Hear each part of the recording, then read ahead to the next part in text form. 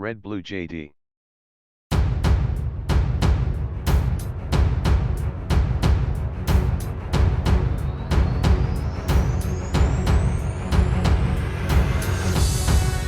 Bakimukubita amaso abangaba biganjemo abo mu ishyaka ry'abarepublike bamuhaye amashyi y'urufaya ndetse n'akaruru k'ibyishimo ubwo yarageze imbere muri hoteli byabereyemo. Ni igikorwa cyamaze hafi iminota 7 mbere yuko Donald Trump agira icyo avuga, aho bamweretse ko bari bamukumbiye bitangaje. Bavugaga Leta Zunze Ubumwe za Amerika mu rusaku rwinshi bati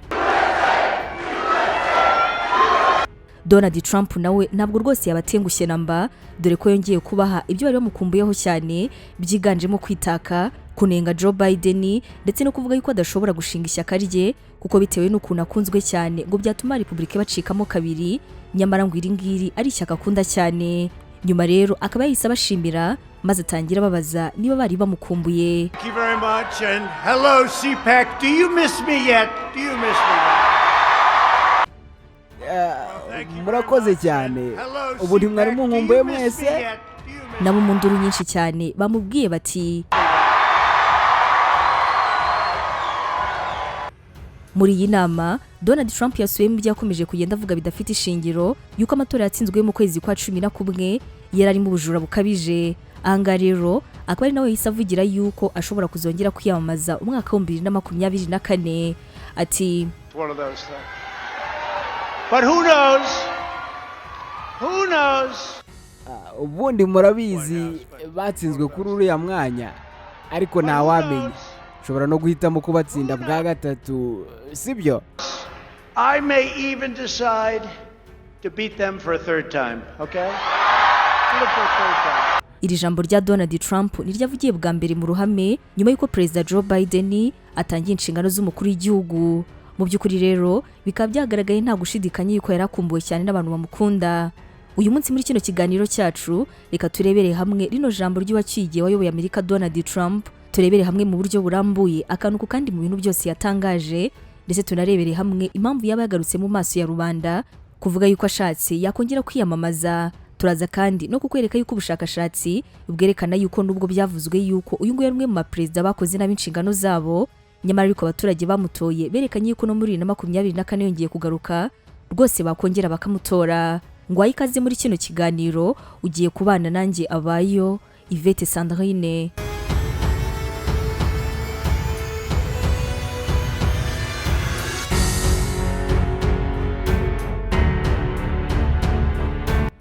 Donald Trump muri no jambo rye yagejeje bwa mbere ku baturage b'Amerika kuva yava ku nshingano ze, yatangiye abashimira cyane arangije arababaza ati ese ni mwari munkumbuye? Nabo rero mu nduru nyinshi bakaba bamusubije bati twari tugukumbuye cyane. Donald Trump akaba yakomeje rino jambo rye avuga ati Things going on. To so many wonderful friends, conservatives and fellow citizens in this room and all across our Ibintu byinshi birimo birajya mbere, inshuti zanjye mu mpande zose zitandukanye, mpagaze imbere yanyu none ngo mbere ku rugendo rwiza cyane tugiye gutangira. I stand before you today to declare that the incredible journey Twaciye mu bintu byinshi kurenza undi muntu wese, twaratsinze kurenza undi muntu wese, kandi uru n'urugendo twatangiye mu myaka ine ishize. like nobody else. There's never been a journey like it. There's never been a journey so successful. We began it together 4 years ago. Ndagira ngo mbabwire ko rutaranaganya kurangira. Abanyamerika bakunda igihugu, Abanyamerika mwese mukunda abantu, nababwira ko tuzatsinda.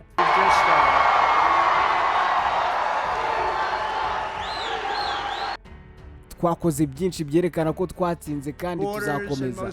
Ubu turi guhangana gukomeye kwazaza h'iki gihugu. Umuco wacu, abana bacu, buri kimwe kituranga nk'Abanyamerika gisa n'ikiri ku kagozi kandi kenda gucika. Borders and most cherished principles. Our security, our prosperity, and our very identity as Americans is at stake. Bisa nkaho ibi biri kuba ari ku nshuro ya mbere mu mateka yacu. Ntitaye ku mbaga cyangwa se ubuhangaji Washington yakoresha ngo ducecekeshe, njye ndavuga ntategwa ko nta bazatubuza gutsinda. Icyaba cyose tuzatsinda. Be no doubt We will be victorious and America will be stronger and greater than ever before. Uyu perezida wacyuye igihe muri Amerika akaba yaragarutse kuvuga uburyo Biden yatsinzwe cyane kandi yatangiye akazi ke nabi ahindura amategeko y'igihugu. Trump bingibi akaba yabivuze agira ati, His number one duty as chief executive enforcing America's laws. Biden yatangiye nabi inshingano ze nk'umukuru w'igihugu wa Amerika, ahindaguranya amategeko meza turanga kandi aduha ubuhangaje nk'abanyamerika. Birababaje cyane. Alone should be reason enough for Democrats to suffer withering losses in the midterm. Iyi mpamvu yonyine yakabaye ituma abademokrate babona ko bari hafi kuzatsindwa mu minsi iri imbere bakabura White House. And to lose the White House decisively 4 years from now.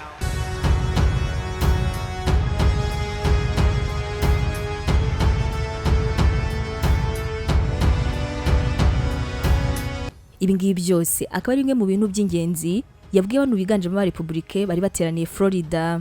Trump kandi muri no jambo rye akaba yanongeye kunegura cyane uwamusimbuye, avuga yuko politiki ya Amerika yavuye ku kuba Amerika y'igihangange kandi ya mbere maze ikajya ku kuba Amerika ya nyuma. Donald Trump mu gutangaza ibi nabwo akaba yavuze ati, ndi imbere yanyu ngo mbabwire ko akazi twatangiranye mu myaka ine ishize katararangira. Turi hano uyu mugoroba ngo tuganire ejo hazaza, ejo h'ishyaka ryacu, ejo h'igihugu cyacu. Ikindi kandi nongeye guhakana ibitekerezo bivuga ko nzashinga irindi shyaka.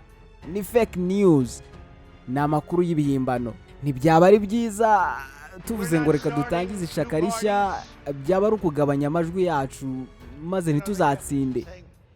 Dufite ishyaka ry'abarepublikani rigiye kongera kwiyunga no gukomera kurusha ikindi gihe cyose mbere. You know, they kept saying, he's going to start a brand new party. We have the Republican Party.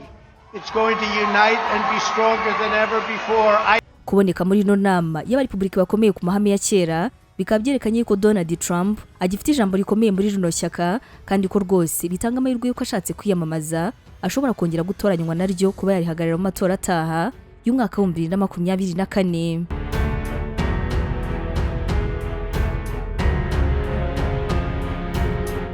Kugeza ubu ngubu ariko uyu perezida wa Amerika ucyuye igihe akaba akibujijwe gukoresha imbuga nkoranyambaga zirimo Facebook na Twitter kubera uburyo yitwaye mu myigaragambyo yo mu nteko ishinga amategeko ya Amerika yahitanye abantu bagera kuri 5.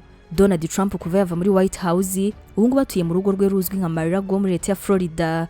Iri jambo rye rero yatangaje rikaba ryaje nyuma y'uko hashize ibyumweru bike y'urubanza rwo kumukurikirana n'uruhagaritswe, aho ndetse nubwo yatsinzwe mu kwezi kwa 11 yarangiza akananengwa cyane mu kwezi kwa mbere kubera gushyigikira abigaragambya.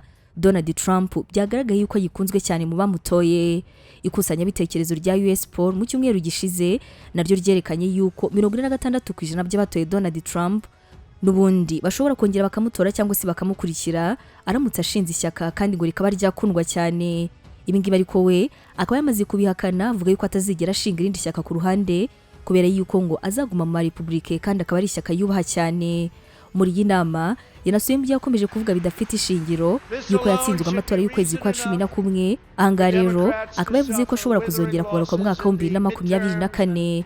Donald Trump ati, dufite ishyaka ry'abarepublikani rigiye kongera kwiyunga no gukomera kurusha ikindi gihe cyose mbere. Ubundi murabizi ko batsinzwe kuri uriya mwanya, ariko ntawamenya nshobora no guhitamo ko batsinda bwa gatatu, sibyo? I may even decide to beat them for a third time, okay? Look for a third time. Perezida w'igihe wa Amerika Donald Trump numwe mu perezida ba Amerika bashatse kweguzwa kenshi cyane ariko kandi bikangwa. Bwa mbere yagizwe umwere na Sena ya Amerika mu rubanza rwo kumweguza, aho Sena ya Amerika icyo gihe yari yoboye nawo mu ishyaka ry'abarepublike yatoye imugira umwere ku majwi 52 kuri 48. Kuri no nshuro ya mbere ubwo Donald Trump yagirwaga umwere, aho mu ishyaka ry'abademokrate bari bamureze kotsa igitutu Ukraine ngo izahara bikuba ashoboraga guhatana nayo mu matora y'abaperezida yarategerejwe mu kwezi kwa 11. Muri uko gutora kwananditse amateka cyane, Sena ya Amerika ikaba yarafashe icyemezo cyo kuteguza uyu perezida wa 45 ku birego bishingiye kubivugwa yuko yabarakoranye n'igihugu cya Ukraine kugira ngo kizivange mu matora. Iyaza kuba hamwe na kimwe muri biya byaha rero byari kuba ngombwa yuko bwana Trump ava ku mwanya we wa perezida yarangiza akaba wari vice perezida Mike Pence. Kuri no nshuro ya mbere rero nyuma yuko Donald Trump atsinze abarepublike basohoye itangazo bavuga bati Perezida Trump yarenganuwe byuzuye kandi ubu ngubu igihe kirageze ngo asubire mu kazi ko gukorera abaturage b'Amerika. Abademokrate b'imburamukoro bazi yuko badashobora kumutsinda, bati none basanga yuko bagomba kumweguza. Iryo tangazo kandi rikaba ryaranongeyeho yuko kuno ari ukubabaza bikomeye ndetse n'ubucucu ngo bikaba byari gusa amayeri ajyanye no kwiyamamaza kw'abademokrate. Abangaba rero bakaba baravuze ko kuno kweguza kw'abaringa ngo bizibuka nko kubara nabi cyane kwabayeho mu mateka ya politiki ya kiriya gihugu. Kuri iyi nshuro ya mbere rero Donald Trump yarabaye perezida wa gatatu wa Amerika ugiye kweguzwa. Abandi babiri bari Bill Clinton mu mwaka w'1999 ndetse na Andrew Johnson mu mwaka w'1968. Abangaba ariko nabo bakaba baragumishijwe ku butegetsi na Sena.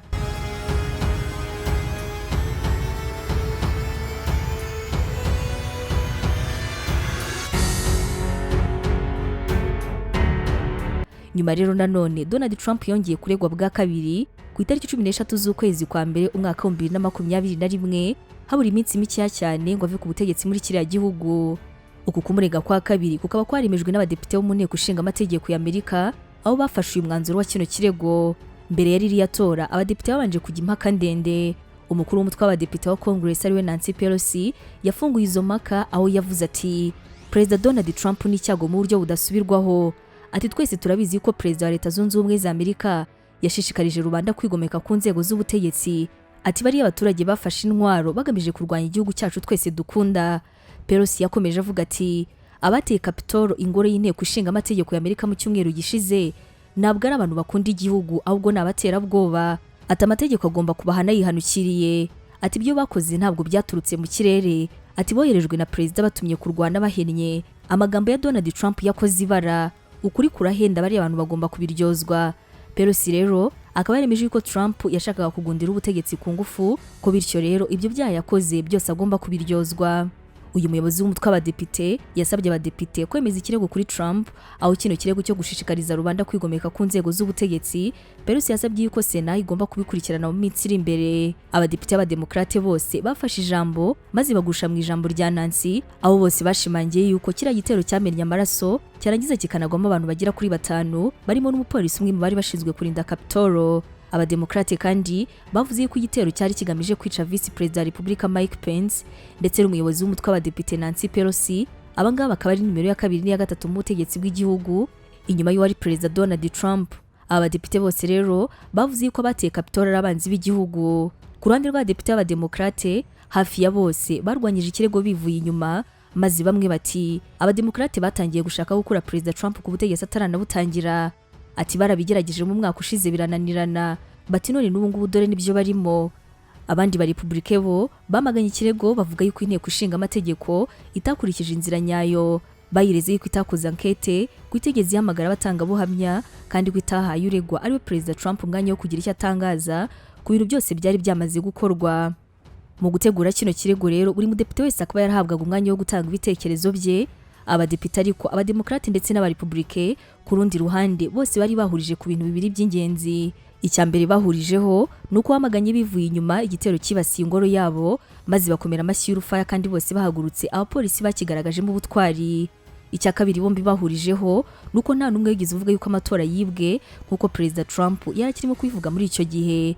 Bose ahubwo bavuze yuko Joe Biden azimikwa nkuko byari biteganyijwe n'itegeko nshinga ry'icyo gihugu. Nyuma y'izo mpaka ndende rero abadepite bakaba baraje gukora itora maze bemeza ikirego n'amajwi 232 arimo n'10 y'abarepublike ku majwi 197 y'abatoye oya. Ibi ngibi rero bikaba byari bitandukanye no mu mwaka ushize ubwo Republike bose uko bangana nta numwe uvuyemo banze kwemeza ibirego kuri Donald Trump mu rubanza rwa mbere kuri uyu perezida wabo. Uku kurego kwa Trump rero kukaba kwaratumye aba perezida wa mbere mu mateka ya Leta Zunze Ubumwe za Amerika inteko ishinga amategeko yaburanishije inshuro zigera kuri 2. Nyuma ariko n'ubundi kino kirego cyaje kujyaho ndetse kiranatangira, ariko kandi Sena ibura ubwiganze bwo guhamya icya Donald Trump uri waramaze kuva kuri zino nshingano. Sena ya Amerika rero ikaba yarabuze ubwiganze bwa 2/3 by'abayigize byari bikenewe ngo ahuze ari perezida wa Leta Zunze Ubumwe za Amerika Donald Trump ahamwe n'icyaha cyo gushishikariza abaturage kugumuka ndetse no kwitabira imyigaragambyo mu nyubako ya Capitol ikorerwamo n'inteko ku itariki 3 z'ukwezi kwa mbere uyu mwaka wa 2020.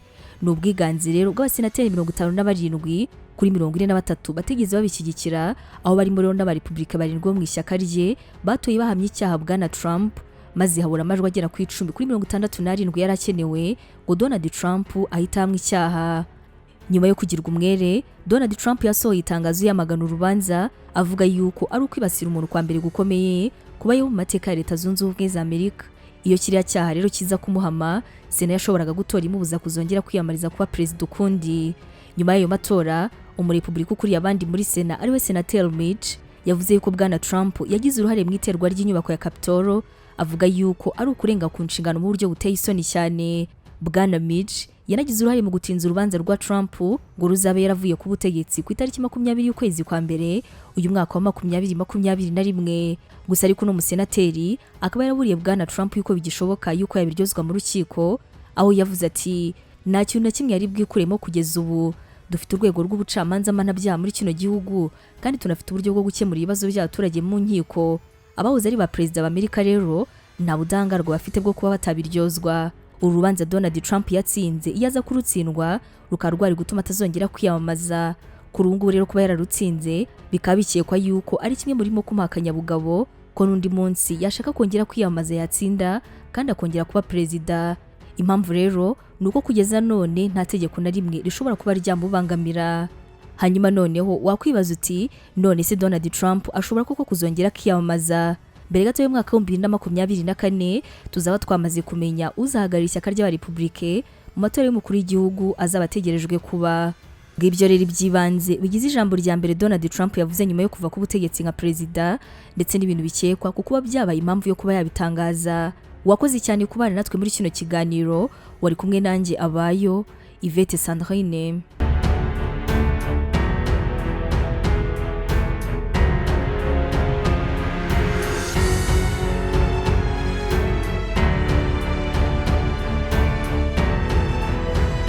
Abacuruzi bafite ibicuruzwa na serivisi nziza ariko bafite ikibazo cy'uko abantu benshi batazi ubucuruzi bwabo. Hari icyo wakora ibihumbi n'ibihumbi by'abanyarwanda bakarara bamenya ibikorwa byawe.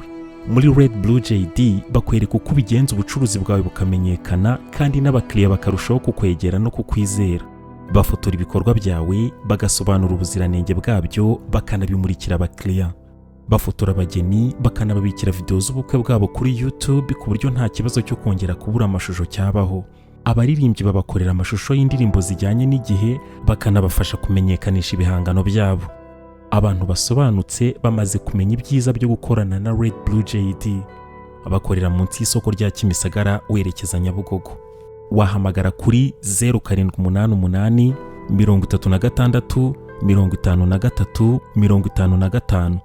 Byigeze bikubaho kwitabira ibirori, inama cyangwa se ibindi bikorwa bikaba uhari ukabikurikirana kuva bitangiye kugera bisoje, ariko nyuma y'ukwezi kumwe ugatangira kwibagirwa bimwe mu bice by'uko uwo muhango wagenze kandi wari uhari?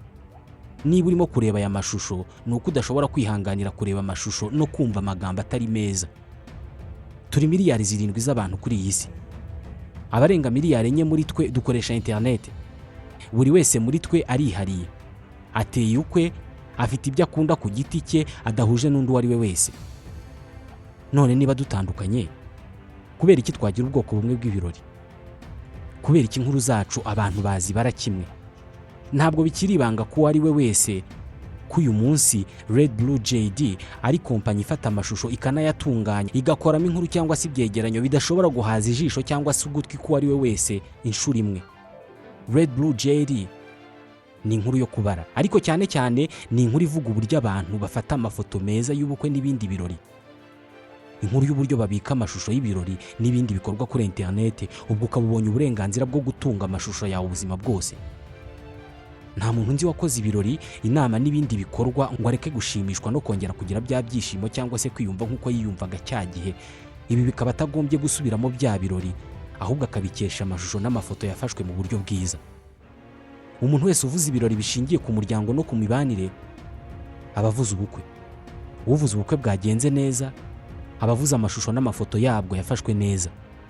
Uvuze amashusho n'amafoto yafashwe neza mu bukwe, mu nama no mu bindi birori abavuze Red Blue JD. Red Blue JD ni indi nyito bakoresha iyo bashaka kuvuga filime mbarankuru zikozwe mu mashusho meza n'ubutumwa butava mu mutwe w'uwabwumvise. hari ikibazo kimwe kirebana n'iyi ngingo. Ibi byose mwabikoraga mute Red Blue JD itaraza? bakorera munsi y'isoko rya Kimisagara werekeza Nyabugogo. Wahamagara kuri 0788 36 53 55.